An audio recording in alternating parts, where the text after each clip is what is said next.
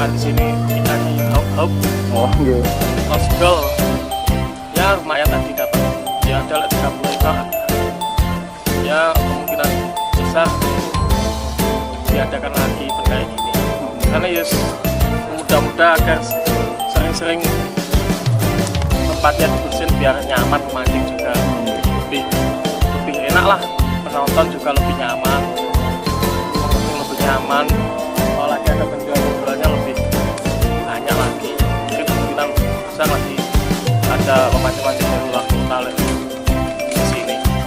Ya cukup menghibur lah di sini. Monggo derek-derek terus niki ajeng diteruske sami-sami mancing mriki. Nggih.